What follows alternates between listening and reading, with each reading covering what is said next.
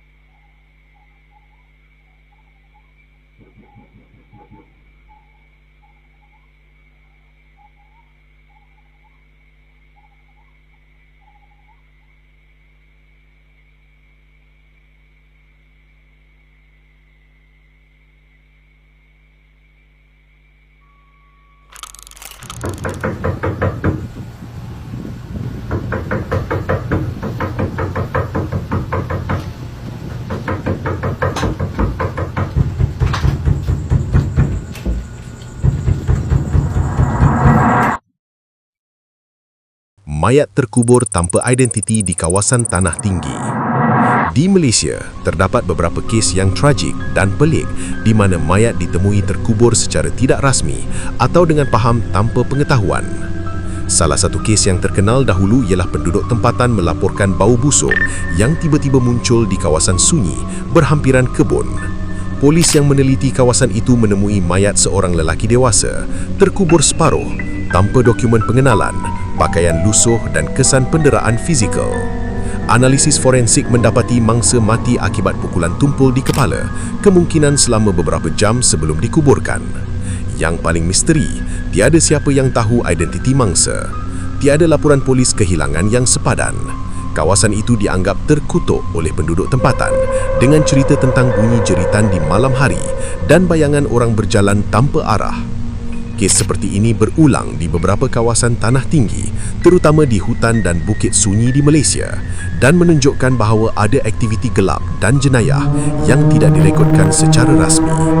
Ramai pengkaji paranormal dan penduduk tempatan percaya ada gelombang gelap yang menargetkan individu terasing atau pendatang tanpa dokumen.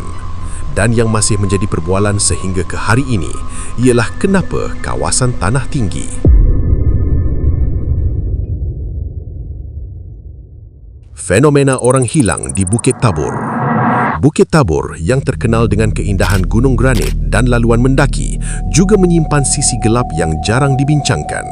Sejak awal 2000-an, terdapat beberapa laporan misteri tentang pendaki dan pengunjung yang hilang tanpa jejak walaupun laluan sering dipantau.